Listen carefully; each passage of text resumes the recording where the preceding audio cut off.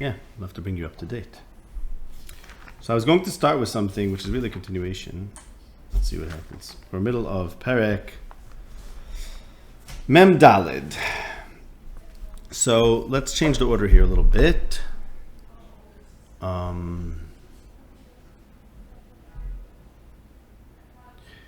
Okay, so Perek Mem Dalid goes like this. Perek Mem Dalid is about the theft, the framing for the theft of the Gavia.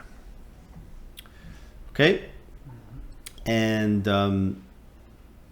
this theft of the Gavia, which is the instrument of Nichosh, takes us back to the end of Parshas Vayetze, where Rachel stole the Trophim, and Yaakov pronounced that she should die. Similarly, here, two of the brothers pronounced that whoever stole the Trophim should die. So it's bringing us back to that story. The Medrash makes his point, and we have to figure out what the specific connection with that story is. But in general, as the pasuk says in Zechariah, Perek Yud, which we'll look at later in this year, we'll go to that pasuk inside. It says, "Atrofim dibru oven, v'chaloimis shav yedaberu."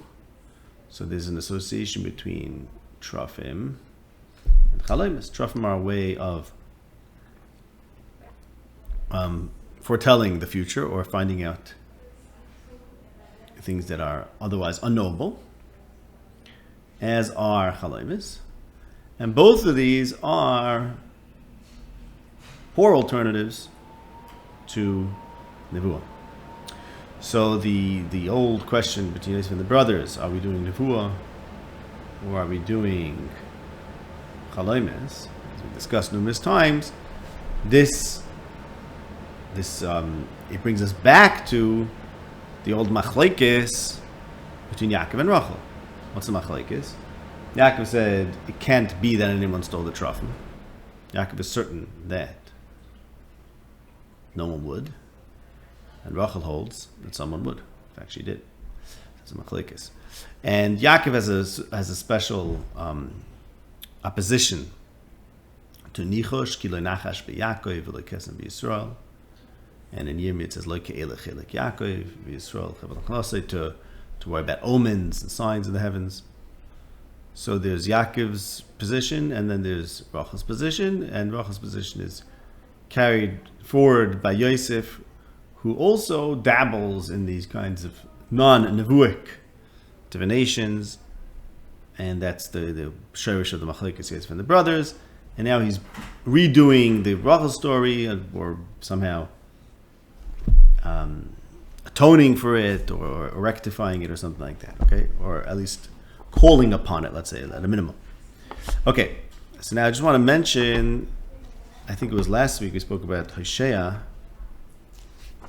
The end of Hosea goes like this. The end of Hosea has a Ramazim to this parasha. I don't recall why we brought it up last week, but I want to just point out. Right. We brought it up last week, I think, because Yosef says, "Halo yadatim ki nachish ish asher kamoini." Now, what does he mean by saying ish asher kamoini? What's Kamoini? Who's Kamoini? Kamoini brings us back to Pari saying about Yosef, Ein Novin v'chacham kamoicha. So it's a person who Pari himself said about me that there's no one like me is certainly Menachish. So now he's using Pari to prove his madrega, which leads Yehuda to say Ki chamoicha kefarai. The whole yichus of Ish Asher Kamoini is based on Pari, so basically you're a Pari person, which leads us to something else that happens in the Nevi'im, which is that when Pari said Ein Novim B'chacham Kamoicha, so we read that pasuk as a great praise for Yosef. But look, one, it's Pari speaking, but also it's Pari speaking, so maybe Adarabah, it proves that Yosef is not truly a Chacham if Pari is the one who attests to his wisdom. And the lashon of using that pasuk is Ein Novim B'chacham Kamoicha.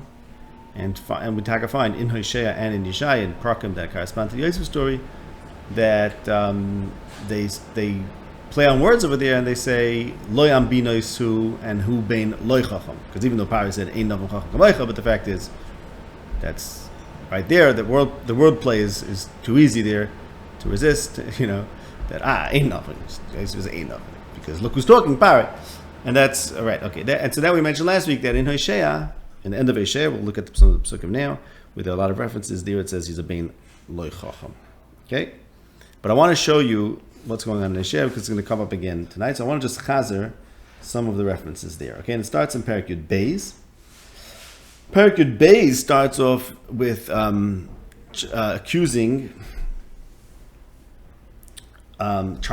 Ephraim, Beis Yisrael, Yehuda with Kachash and Mirma, and Kozov and Shoid.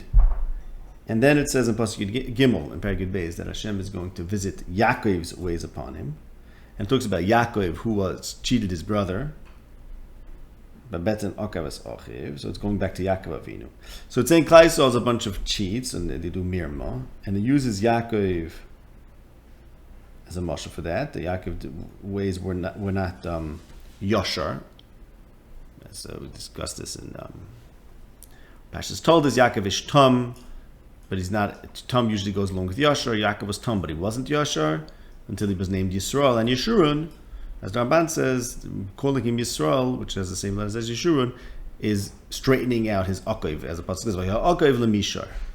So he's not yashar yet to become yashar, and that's evidence in his dealings with Esav, which are less than perfectly yashar, and with Lavan. And the Nevi'im taken to task for this, okay, and demand chesed u'mishpat. And then Pasuk Ches talks again about Mirma. And now Pasuk Tes says that Ephraim, it's a word for Yisrael, says, I'm rich, I have power. Kol yigiai lo yimtzu li avan asher chet. All my yigi, all my toil, because of all my toil, I earned everything with my hard work, and therefore nobody could find any oven. And this takes us back to Yaakov working for Lavan. How do I know that? Because you look a few psukim later, and it talks about Vayavid Yaakov Yisrael be'isha ve'isha shamar. Okay, Yaakov worked briefly. Pasuk Gimel, Pasuk Dal, the last psukim in the last second last psukim in third and second last pasuk in this parak talks about Yaakov worked for an isha, and Klai Yisrael was watched through a navi. Yaakov worked for an isha, and he watched sheep for an isha, and Klai Yisrael was watched by a navi and taking that of a time. And what that means is like this. Well, what's the contrast? It means like this. But Kitzur Nimrat, that Yaakov at the end of Parashat Vayetze, he says to Lavan, "Ma pishiu machatasi, ma matzasa mikol klei besecha." You found nothing. Look how innocent I am. As onyivias yigia kappa iralikim vayochachemesh. See, I worked so hard, and therefore I earned everything, and that's why I'm innocent. Because everything I did was through my hard work. And there's a major irony there, because Yaakov is using the fact that Lavan didn't find anything to prove his innocence, but really, we know that the Trufim were there. Yaakov didn't know about them, which makes everything that Yaakov says quite suspect, because it's all based on the fact that the Trufim are not there, but they really are. Which is why he says Gunufsi Yom Gunufsi Laila, and everything comes back to haunt him. He says Gunufsi Yom Gunufsi Laila, and he suffers Gunav Gunavti. Yeah, the Medrash says that. He says it, and then Rachel, his wife, is Meshakal, and he says Kasher Shechalti Shechalti. And he says Treifa Lehevesi Elecha, so it's Tarif Yosef. Okay, because everything he's saying is built on the fact that he's so innocent that there's no truff, but there really are truff. So, and then what is the fact that he thinks there are no truffim there? What does that tell Yaakov? That everything about his mahalach is right. What was his mahalach? Hard work. Hard work. Kol yigia lo yimtzu li avna shechet. You'll take a look again in Shea Perek Yud Beis Pasuk Tes. Kol yigia lo yimtzu li avna shechet. Right? You can't find anything wrong with me because it's all coming from my yigi, which is exactly what Yaakov said. You didn't find anything. Hashem saw how hard I worked. So Yaakov learned, or thought he proved, the value of hard work. The Nevi'im are extremely opposed to hard work, and that's the end of the Perek Yud Beis. They say Yaakov worked hard, but Klai Yisrael was taken out of bondage, and instead of watching sheep, they were watched by a Navi. Why is a Navi the opposite of hard work? Because Nevuah is called Menucha. Yagati ban chosi u'menucha le'metzasi, Baruch ben Eri, it says, and that's, Mechilta says, Ein menucha ella nevuah, based on that pasuk. Nevuah is called menucha. Look at the pasuk, it's in Yirmiyah Perek. Where's the Perek about Baruch in Yirmiyah? Perek Mem Hey. Pasuk Gimel. Baruch complained, Yagati ba'anchasi u'menucha le'metzasi, Perek Mem Hey Pasuk Gimel in Yirmiyah, which means, how come I'm not a Navi? Baruch didn't want to know why he was not a Navi.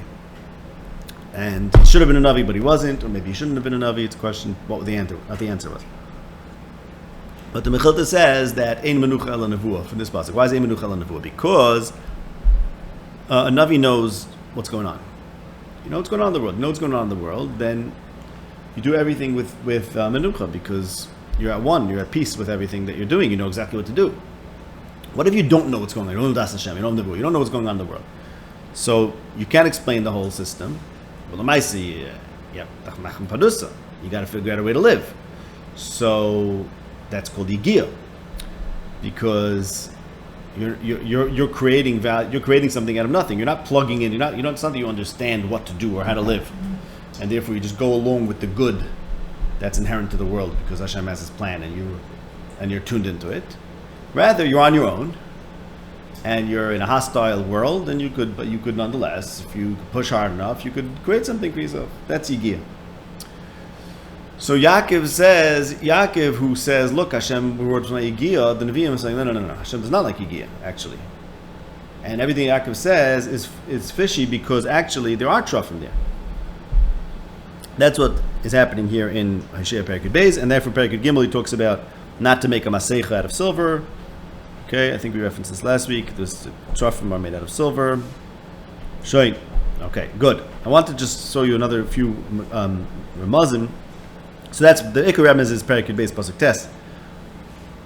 Kol Yigiyah lo yimtzu le'oven asher chet. So Yaakov says you can't find anything mamatzasa, and everything is with Yigiyah, and that's not true. And then again back to our parak, we're going to have the trufim, and Asher Yimatzei Itai, and they searched by Yimatzei, but again, we find the lashon by Yimatzei, and the punchline is Alakim Matzah Savain Avadecha, because basically the fact that this terrible thing, trufim or objects of nichush, which don't belong in the holy people's possession, that is a siman that's symbolic of Metzias Avain. That means there's something wrong, there's a problem, something rotten in the house of Yaakov. And I think we spoke about this in one of the past Shurim, that the kesef that was in their sacks was not a surprise. Why? He put kesef in every sack, and that was no one was fazed by that. Why? Because that's a matmoin from Hashem. Hashem planted the matmoin. But the trufim indicates oven. Why? Because Hashem's not going to reward them by giving them trufim. Trufim don't belong. Trufim represents oven. So, and they too, when they said Lekim Matzah Savain Avadecha, what they think? They didn't think that they were framed. They thought that Hashem put the trufim there, and that's a siman of the fact that they have an oven. That's the same way the kesef was there, because of Lekim Lekechem Nasan Matmain. So, right? Because they said Manar Mandar Man Stadar Lekim Matzah. You're just framing us. What do you mean Lekim Matzah Savain Avadecha? We can't justify ourselves. You're framing us. No, they thought that, like the kesef, which they accepted was a gift from Hashem. So and now we have this other thing that's also from Hashem, but it's not stam kesef, it's trufim. And trufim. Well, originally when they returned the kesef, Yosef told them, and the way we learned is that was accepted. It wasn't a joke. Okay, that they accepted that. Good. Okay, so now the matzah, the matzah avoin, that's the whole question. It's like, is there some concrete siman of sin in their kelim? And that's the trufim in the end of Vayetze and the gavia in the end of Miketz. Okay, I want to just tell to there further in Hosea. There it says, Parak Yud Gimel Pasuk Vav. It says because of the soiva, therefore they forget Hashem. Yosef ensured soiva in Mitzrayim, which is problematic because Etzem Mitzrayim could have maybe suffered the rough, maybe it would have been good for them. as we discussed, and there's Shikha, that's Vayishkacheu at the end of Miketz, and there's Misani Hashem Yichachashulai. Okay, and then we have also Pasuk Gimel, the Bein Loi Chacham. Ephraim is the Bein Loi Chacham, and this is playing on Yosef's big yichos, is that he is Navain Chacham, and here it's like, no, you're Bein Loi Chacham. Okay, and then also there's the Kodim in Pasuk Tezvav, which is spoke about a lot in the beginning of Miketz, the Shtufa is Kodim. Okay, but now let's go weiter in Miketz. I wanted to show you those Ramaz into Hashea because we're also going to later get to something at the end of Hashea, which I think is relevant. Now let's learn the psukim in Miketz. We're up to Perek Memdalad Pasuk Vav. Vayasi game vayidaber alehem esadvarim ha'ela. So this is exactly as he was commanded to do. He was told v'hi sagtom ve amarta alehem lo mishlamtem v'tach steva, and that's what he did. Okay. Vayomer elav lo meyidaber adoni kadvarim ha'ela. So there's pasuk says he spoke kadvarim ha'ela, and they are surprised, wondering how could he speak kadvarim ha'ela. So something about kadvarim ha'ela. And they say Chalila la'avadecha. So there's like a question about the dvarim. Lama yidaber doni kadvarim ha'ela. And they again say Chalila la'avadecha. And it says kadavar hazeh. So there's a big repetition of the davar. Okay, but we'll get back to that soon. I want to just mention Chalila la'avadecha. He later says, when they offer to all be avadim, he says, last pasuk in the parasha, Chalila li. So there's this debate over here, Bets. There's a debate. Who is the good guy? And who's the bad guy? This is the climax of the whole debate between Yosef and the brothers on the nature of Tov and Ra. And why do I say specifically the nature of Tov and Ra? Because, and let's explain. This is something that's been said in the past, but we have to chazos for this year. Yosef charged them. What was his charge against them? Lo mishilamtem ra tachas tova. Now there's a tremendous irony in that, because who started with Ra? The whole story. The whole story starts by Yosef as dibasam Ra. So Yosef is really the one that started with the Ra. And there's a major remez to this irony, which is like this. In Perek Yud Ches in Yirmiyah says, Perek Yud Ches, Pasuk Chaf, he talks about his enemies who wanted to kill him, who wanted to throw him in a pit. And Perek Yud Ches Pasuk Chaf in Yirmiyah says, "Ayishulum tachas tova ra'ah." Will they pay my good with evil? Ki charu shucha lenafshi. They dug a pit to kill me. Zechar amdi lefanecha daber aleim tova. So I, Yirmiyah, spoke tova on them. And what are they doing? They're throwing me in a pit. And that's paying tova. Yeah, that's takat paying ra tachas tova. Yosef says, "Don't pay tova tachas ra. Don't pay ra tachas tova." But what are you talking about? Big joke. What do you mean? You started Dibura. The teretz is, what's Yosef's big kunz? What's his whole kunz? That he wants to end the whole story by saying, you don't know what Tov and Ra is. That's Yosef's whole kunz. You think you know what Tov and Ra is, you really don't know. Sometimes what you think is Ra is Tov, what you think is Tov is Ra. So Yosef's whole vart is that he was going to say that his Dibura actually, which was the precipitated all the evil in the whole house of the brothers of Yaakov, actually is Tov.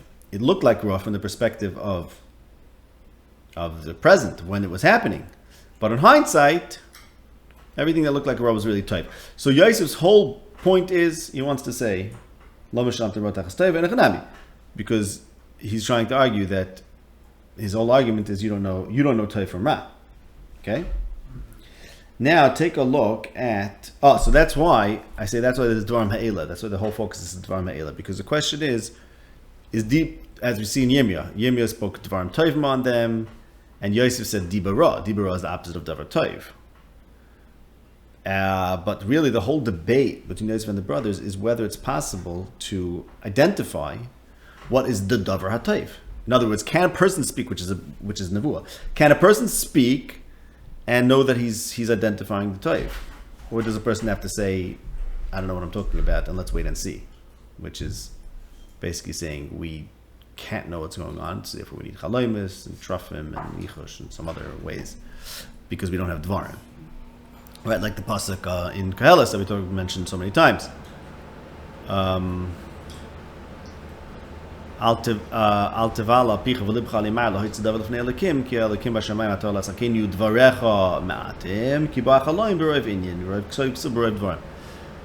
So if Hashem is in Shemayim and you are in the Oretz, contrary to what it says in Yirmiyah when in the parak of anti-chaloimis, where it says Haloi says Shemayim v'esaretz ani molei, which means Hashem is accessible. What are you having dreams for? You should have nevuah. You should speak the word of Hashem. But if Hashem is in heaven and you are on earth, that means you cannot bring down the word of Hashem to earth. So al divarecha ma'atim, because your words are meaningless. You never know with what's the ikar davar is to judge, is to know what's right and what's wrong, to speak what's right and what's wrong. But you don't know. What you think is dibara is really davar toiv, and what you think is davar toiv is maybe really dibara. That's Yosef's whole point. So there's this whole debate over here about the dvarim ha'eleh. You're saying such shocking things. You're saying shocking things, and Yosef's like, "Yep, I'm saying shocking things." But we'll get to that soon. That gets the pasuk. Yud also, right? References gamato kedivreichem kenhu, which is a difficult pasuk. We'll try to figure out what that means a little bit tonight. But there's this thing about the dvarim. Whose dvarim are we going with? Okay. Now take a look at Mishlei Perek Yud Gimel. Something we mentioned last week, but it's relevant here as well. Mishlei Perek Yud Gimel. Last week I mentioned that how do you menachesh with a gavia? Okay, I learned something new last week. There's something called scrying, S-C-R-Y. Scrying is an old form that in Egypt it was popular of nichosh with a gavia, which is that you would pour wine and then you would look at the wine and see a reflection or something. Somehow that would tell you something about the future. You shake it, that's called scrying. Okay, now take a look at Mishlei Perek that's relevant to this pasuk, because I said a lupshan in the pasuk here in Mishlei Perek of Gimel pasuk Chaf Tes starts with the terrible dangers of wine. People who stay up late and drinking wine. Remember, the Shvatim stayed up late with Yosef. The story goes, this whole story of Perek Mandal, it happens in the aftermath of a mishteh. And Yosef, the pasuk stresses, was still there. So they were woken up in the morning. They got drunk. They get up in the morning, habayker or crack of dawn, even though they just had a drunken meal. Crack of dawn, they're out. But quickly he catches up to them. They bring him back, and Yosef is still sitting there. The pasuk stresses. So this is a continuation of a mishteh. Why is that important? We spoke about that in the past. Fine, but this whole story happens. Where do you see Yosef still sitting there? Later in the Perek Mem Dalet. See it?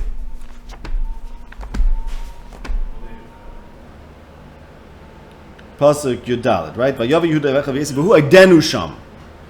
And there's a point made that they only ate batzaharayim, and that we spoke about the pasuk in Kehela says Ashreich Eretz, that your Sarah doesn't eat in the morning and doesn't drink, fine. But here Yosef is hungover, or whatever. He's still in the Beis Hamishta, and he's looking for his gavia. That's the whole thing. The gavia is significant because they just had a mishta, and he's still there, and he's where's my gavia? So this is all. It's framed in a mishta scene, okay? So anyway, so in Mishlei Perek of Gimel at the end, it starts from pasuk of Tes, all the dangers of drinking wine. Pasuk Lamed talks about staying up late on wine. Okay, don't look at wine ki yisadam ki yitin b'kois einai. So this ki yitin b'kois einai, I say, means this nichosh. Is halach b'meisharim. He thinks he's going yashar. Remember this pasuk. You think you're going yashar, but really it's like a nachash. So we have the nichosh and the gevia. And what happens then? You speak tapuchais. And what is it speaking tapuchais? You speak tapuchais because, as Yosef calls ra toiv and toiv ra. So this is associated with the yayin, and the yayin which has this quality to make people speak tapuchais. So the fact that Yosef in the Beis HaYayin, where he's claiming to do nichosh, which is this business of speaking without knowing what's toiv and ra, that's associated with the yayin. Okay, and that's called libchum tapuchais. And there it says,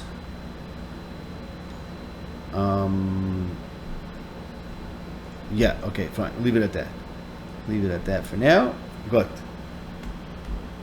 Right, so that's the story over here. Because Lomash Lamtim Ra Tachas Tova is the Dibur of Tapuchais, because the whole debate over here is whether we can in fact speak Tov and Ra accurately. Yosef's argument is that we cannot.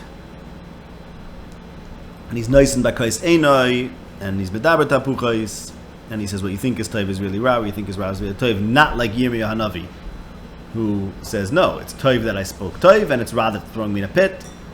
And Yosef was like, no, it's Tov that I spoke Ra, and then, you have it all wrong. Okay, so that's why it's a question about the Dvarim.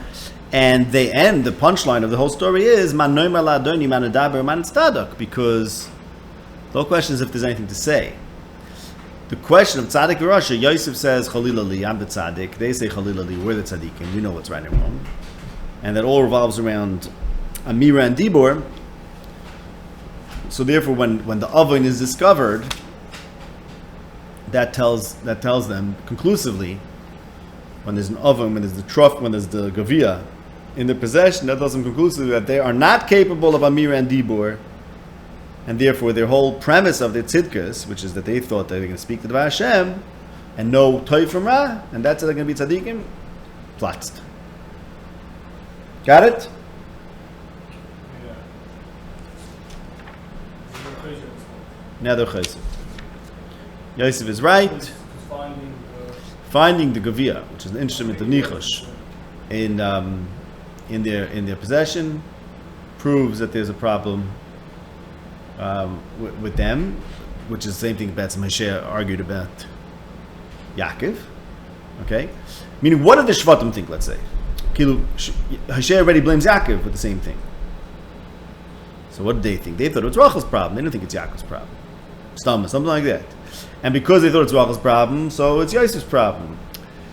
And that also brings us, we'll have to learn the story better, but that there's a possibility that they'll say, Binyamin, it's your problem too, which is the Medrash says. The Medrash says when they found the Gaviyah and Tachas Binyamin, they said to Binyamin, Ganva ben Ganavta, Shain, Nachaganev. And he said something back, whatever. So there's a whole debate over it. There's two ways that the story can go. Either they can say, we're sticking with our Shita, that this is not my father's problem, it's not our problem, it doesn't belong. Lenachash b'Yaakov, lekesem b'Yisrael. So, Karet, it's a Rai. Rachel was supposed to die, and Yosef is supposed to be sold, and Binyamin, let's get rid of him. Finally, we'll rid the Beis Yaakov, or whatever, not Beis Yaakov, Beis Rachel, we'll rid that Beis Yaakov of that influence. That could have been their position. And that's the only came out to Zavan they're masking that it's actually their problem. So, let's figure out why. Again, the Medrash says the first reaction is, Binyamin Nacham Levaiter. Then you understand, because they don't think that Binyamin actually stole it. The point is, why would they think Binyamin stole it? Why would they do such a stupid thing? What the Medrash is saying is that this is a sign. This is a sign of Avain. Okay? The question is it a sign of Avain in the whole Beis Yaakov, in which case they're all culpable, or is it a sign of Avain in that part, in that branch? In which case they should continue with their animosity towards that part of the family. Okay, that's the question. Okay, let's learn some more. Pasuk Ches. Hein Kesef Hashemot. So obviously we have to figure that out. What happened there? But you're right. But eventually they came around and said Hosea is right. There is an oven, and that oven is within us. And what's extremely significant, which is that if that oven is within us, if that oven is there within Yisrael, that means that Yosef as a dreamer is onto something. That means it's not foreign. It's not foreign to Ovain is not foreign to Beis Yisrael. That's the maskana, which means this mitzias of saying, we'll do something raw because we don't know anything, which is ba'atzim what Ovain is belongs. It belongs. Okay, we spoke about this once, right? That Yosef's diburo was deliberate. Deliberate. That means he thinks that we should do avinus, and that way we allow for Hashem to reveal how He can make where things work, even though humans don't help Him. Meaning to say, even beyond what humans can fathom. That's so we got tzroiris. You know the tzroiris Torah, right? That tzroiris is the biggest oven. The guy was mazik and skoicha kugufa, and he doesn't pay. So that's why we do an aver. Why? Because then that way allows for nonetheless it's going to work out some miraculous way. And we're going to say, Atem chashavtem alai rava, Atem chashavtem alai. Okay, weiter. Pasuk Tes. Hein kesef Hashem atzonu b'fi amtem chesinu shivanu alechem eretz Canaan ve'ech nignoy beis alechem kesef v'zochav. Okay, what's the Kal V'chomer? So there's two aspects. We found it, and we returned it from far. So certainly we're not going to steal from up close, right? Okay, now, you have to just explain why it's a Kal V'chomer. L'chayr is a pashta pircha. If he's menachish with his gavia, as he said in Pasuk Hey, so the one thing that they could safely steal is the gavia. Kesef they have to return because he could find out, but the gavia is his means of finding out. So what's the kavachayim? The answer is like this: the kesef was a matmoin. Everyone knows it was a matmoin. That's what they think. That's what everyone thinks. That's what they think, and they think he thinks that. So why would we return the kesef? It was actually a matmoin, and nonetheless we returned it. Actually, this doesn't work because when they returned it, they didn't know it was a matmoin. Yes, he told them it was matmoin. Right, he told them it's a matmoin. So when they returned it, what did they think? What were you going to say? What was it? No, I was going to say like this: it was a matmoin, and you knew it was a matmoin because you're going to be menachish. So what? You're still not going to have tinus on us because you knew it's a matmoin. Nonetheless, we stole it because it's not our money. We returned it because it doesn't belong with us. So we're certainly not going to steal. In other words, they're not concerned about his nichush because his nichush will tell them the truth that it was a matmoin. But they didn't think it was a matmoin. They thought it was some sort of error. Okay, but see, what do they think of some sort of error? So what are they afraid of? Menachish will discover that it's an error. Okay, we have to think about that. They weren't afraid of his sins, They were afraid that what? They were afraid. Okay, all right. So maybe this is a problem to think about. Okay. They said kesef zahav, even though it was actually kesef, and it was noted earlier that it was kesef. Gavia ha kesef, because he didn't identify yet what it was to them. He didn't identify that to be a kesef. Therefore, he said kesef zahav. Why is that significant? We spoke about that in the first year. Next, he says, they say, Asher yimotzei itoy me'avodecha v'mes, v'gam anachnu niyeh la'adoni la'avodim. Okay, so here we have this business of it being found. We have that already in the previous pasuk, Kesef Asher Matzanu, and the next pasuk, Asher Yimotzei, and pasuk Yidbeis, Vayimotzei. That's the problem, right? And we mentioned in Hosea, where it starts from Yaakov, Asher Yimotzei, Im Asher Timtzos Elehecha Lo Yechya, and Hosea says, Matzasi only, I found my own wealth, Kol Yigia Lo Yimtzulu, it cannot be found, but yes, it's found. Okay, so now let's take a look at that pasuk in Zechariah I mentioned earlier. This whole business of trofim. What's the significance of the trofim, or the gavia here, which references or recalls the trofim of the Rachel stole. This is a pasuk in Zechariah, Perek Yud. Pasuk Beis. Ki trofim dibur oven, v'koismin chazu shek, v'chalam es hashav yidaberu. So chaloim, the dibur of chaloimis, the dibur of trofim, is not reliable. But here Yosef, who is the chaloimis, actually his chaloimis, which speak shav, ended up being true, right? So that's, as I mentioned, that's where this whole reference to other kinds of false dibur, like Trofim and Govia, come into the story because they're like Chaloimis. Okay? Now I want to show you some other tzushas from this parasha, and we'll see how it tells us connects to other parashas. The next part, then it talks about the sheep have no shepherd, and Hashem is angry at the shepherds. So this brings us back to the beginning of Vayeshev, where they're Raya Tzayin, but Yosef is not Raya with them. He's not a Rayat sign. He instead has dreams. He's separate. He's different. He's not together with the brothers. And then look at Pasuk Vav, where it talks about Hashem is going to rectify this problem. Okay, so he has a problem with the fact that they're doing Trofim and Koismim and Chaloimis, and therefore they don't have a shepherd. Hashem is angry at the shepherd, but Kipakad, back to Pasuk Gimel, Pakad Hashem Tzavakas es Edra. Hashem wants to be the shepherd of his flock. He wants it to be shepherds. And he's going to do what? In Pasuk Vav, V'gibarti es beis Yehuda ve'es beis Yosef. So here we have this whole face-off between Yehuda and Yosef and Vayigash, and this is what Hashem is going to bring them back together. Okay? And Pasuk Yud says, Vashivaisim Eretz Mitzrayim, and other lands. Okay? So these are the references to that parasha. And notice also the first pasuk in this parak, which says, ask Hashem for rain. Hashem will give rain. This also is unlike Yosef's shita, right? Yosef says, I'm in Mitzrayim, and we have to figure out a way to live without rain, right? That's the whole debate of whether Mitzrayim should become like Eretz Yisrael, dependent on rain. Yeah. And Mahalach of Mitzrayim is Hinei Ala Yor. They don't have rain. Instead, they're separate, they're away from Hashem. And the Navi is saying, no, live off Hashem. The rain connects heaven and earth, right? Rain connects heaven and earth. That's what it says in Mizmor Kuf Mem Zayin, which is all about Yosef. It says Magid Dvar of Liakov. Magid Dvar of Liakov. Hashem does say it. It's Mashlach Karcha Kevitim Fnei Krasam Yamid. Just like the rain comes from the heaven to earth, so do the word. And just like the Ruach of Hashem blows around the world, so too the Ruach of Hashem speaks to the Nevi'im. So the meteorological phenomenon are simonim of the fact that the heaven and earth are connected. That's what it says in Mizmor Kuf Mem Zayin, which is all about Yosef, as we spoke about Arichas numerous times. Magid Dvar of Yaakov, who goes from Israel, lo yasachin l'chol goyim shvatim bal yidom. Not don't talk to Parai. Don't teach Torah to Parai. Don't teach Torah. I'm saying because the Gemara Chagiga says you can't be moisten Torah lakum from this pasuk. Yosef was over that, as it were, because he's working with Parai. Don't work with Parai. Okay.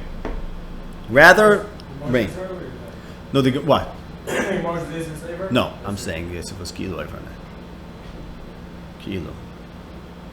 Good.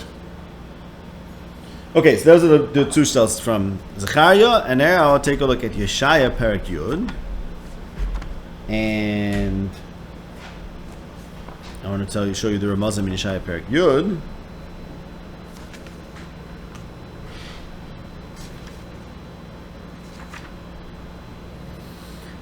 Yeshaya Perek Yud, again, a lot of these prakim were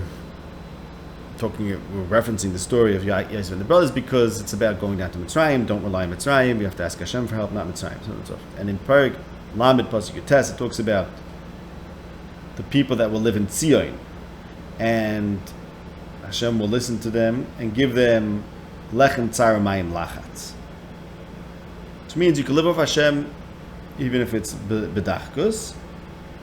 This is what Yosef could have done, should have done. We don't need the shefa, we don't need the sava. And instead, so in Pasuk, okay, I'm not going to show how I know all this is referring to Yosef, well, that's previous shurim. Pasuk Chafal says you'll know which derech to go into, and you won't go, Perek Lamed in Yeshaya. You'll know which derech to go on, and you won't go off to it. You won't veer off the derech to the right or to the left. And Pasuk Rabbein says you'll be metame, yitzipu p'silach asperach zafutus v'mesachav kesef and zov idols. You'll be metame them, you'll defile them, and you'll say shitrum like a nida. Say to him aloi. This is referenced by Rachel, who said about the trufim derech noshim li. So the trufim are like a dava, and the metame kanida. The Gemara says in Shabbos, and you should reject this kesef and zov, and instead Hashem will give you rain. Okay. And then the end of the Pasuk Avav says, on the day that Hashem is chayvish es shever amoy and machas chakasayir, but that brings us to Mizmor Kuf Mem Zayin, where it says, "Roy for the shvurei leiv and mechavish latzvaisam, b'nei Yerushalayim Hashem nidchei Yisrael lechanes." That's when why is Yosef there in Mitzrayim? He should be in Yerushalayim, and all the children of Yaakov should be together. Nidchei Yisrael lechanes. They should be united. That's a reference to this. Okay, fine. But I want to point out over there that it says in Pasuk Chaf Aleph that it will tell you which derech to go on, and you'll be yasher, you'll be on the right derech, you won't go off. You won't veer off the derech to the right or left. Okay? Yes. So, what I was just talking to that, two cells. In Hosea, the last pasuk in Hosea is, Ki yesharim dachi Hashem tzadikim yelchubam, poshim mikash lubam. So the whole issue about Yaakov is that he's not yasher yet. Not yasher yet, so the derech of Hashem is not known to them, and therefore they could veer off. They might veer off the derech of Hashem and not be the tzaddikim yelchubam. Here too in Yeshaya, we have this. If you would just rely on Hashem and and not do like Yosef and not follow the Trofim, the Zav and Kesef, then you would be on the right derech, and you wouldn't veer to the right or to the left. Okay, and another remez in the same Inyan is Mishlei Perek Gimel. Mishlei Perek Gimel says, Im tvak shenecha kesef, I'm sorry, Mishlei Perek Beis, from Pasuk Dalet and on. Im tvak shenecha kesef chatmanu tach v'sena oz tovin yiras Hashem. Yeah? V'das alakim timtza. This is a remez to the Yosef story, who told them, don't be afraid, al tiro, the kesef is a matmoin from your God. So don't be afraid of me, rather recognize that the matmoin is a remez to Yira from Hashem. Im tvach shenecha kesef, and there it says further in Perek Beis Mishlei that if you have this chokhmah Yiras Hashem, you'll be saved from the derech ra. So that's the wrong derech. Again, we have this problem with the derech. Meish medaber tapuchais. The ish medaber tapuchais is Yosef, who doesn't know the difference between Tov and Ra, as we saw in further in Mishlei Perek Gimel. And the next pasuk here is ha'oizvim urchus yosher lechas b'dachi choshech. They abandoned the urchus yosher. The urchus yosher are the Yesharim dachi Hashem. Tzadikim yelchu bam. And that's the derech that Yeshaya says, if you throw out the tzila kaspecha and zavecha, then you'll know zeh derech l'chubai, and you won't go veer to the right and left. And that all depends on but now the Trofim put a wrench in all that, because the Trofim are not stam kesef, that's a matmoin, and the Trofim don't point to Yiras Hashem. Adrabah, the Trofim point to Avain, and therefore the Trofim firmly put the Shvatim in the camp of the Ish Medaber Tapuchos, who's not on the Derech Yashara, and he's Oizim Archis Yosher again, as in Yaakov, who will eventually become Yisrael, but now they're back in the Darchei Choshech, Mishlei Perek Beis Yud Gimel, Laleches B'Darchei Choshech. That's the Nevi'im talk about the sun setting on the Nevi'im, and that's a remez in Yosef's dream about the Ma'oris setting. Okay, now let's say a few more minutes. Let's talk a word on the next pasuk over here. So first of all, we just have to notice like this: they offer that the one who finds it will die, the rest of them will be avadim. He says no. Well, yes, that's what we'll talk about the next pasuk. But then he offers a counter offer or something like that. The one who finds it will be an Eved and you'll all be Nikiyim. Then later when it's discovered, they offer all of them to be Avadim, and he says Chalil Ali, only one is to be an Eved. So we have to understand what are all these Sadim. I'm not going to talk about that now, I'm just pointing out. You have to figure out what that whole Shankwatai is about. Okay? One comment on Pasuk Yud, before we get to the ratio of the Pasuk, is what's this Yali of it? This is not Yosef speaking, it's his messenger. So maybe the messenger could speak the Lashon Sholchai. I don't know if that's acceptable. Now let's talk about the beginning of Pasuk. So here's a very problematic pasuk, because he seems to be saying it will be as you say, and then he suggests something differently. So which one is it? Which one is it? So I think the pshat is pashut, and I found some of Farshim who say this, and it's very clear. He's telling them like this: your argument, your kavachimer, is 100% correct. Those who returned the kesef certainly didn't steal, and therefore collectively you're not culpable.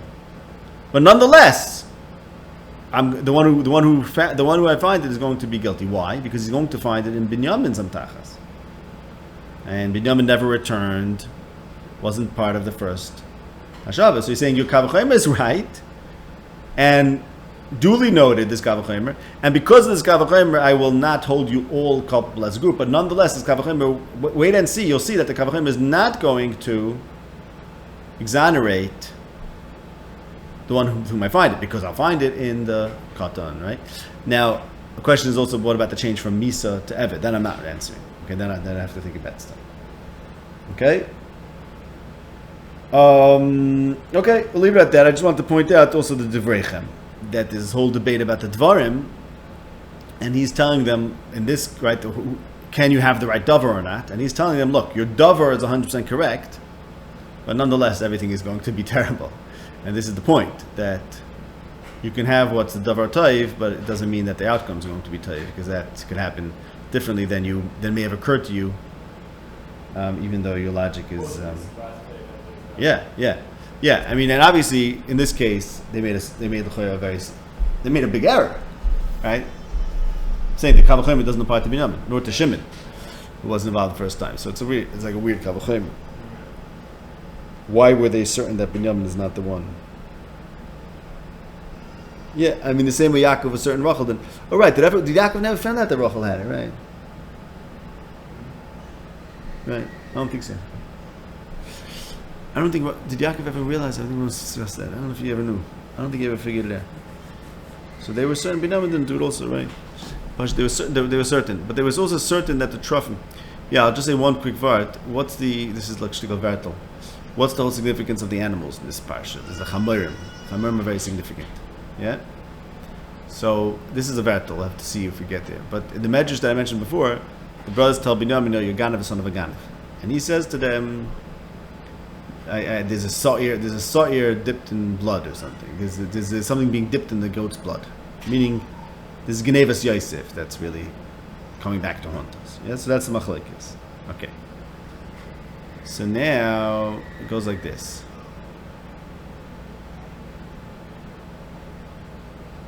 Right. The kasha is like this. The kasha is the pasuk says that when that Lavan cleaned out the house for the Gemalim of Avram. What did he clean them out from? Says the Medrash, from the Trufim. Why? Because Ben Yair's animals, the whole thing. The animals of Avram wouldn't go into a house that has Trufim. Now, why would the Trufim go on the Kar HaGamel of Rachel? It's because Rachel put them there. So the fact that the Gamel of Rachel accepted the Trufim indicates that there is a Chazon in Rachel. So they thought the Trufim were planted there. But if Binyamin's Chamor took the Trufim, it's a siman that Binyamin has a Trufim problem. And he says, no. He says, you know why the animals are no longer working for us? Because you were Sheikh Sir Izim. Be'etzim doesn't indicate that I have an oven. Why is my chamor? Why would my chamor even be able to take the Trufim? Because you were Makalkal, the animals, and the animals serving us by taking the series and putting it down. You know, anyway, so okay, leave it at that. But that's what animals will involved here. Right. Oh, because it's about right. The question is whether the animals are going to work for the tzaddikim or not. Right.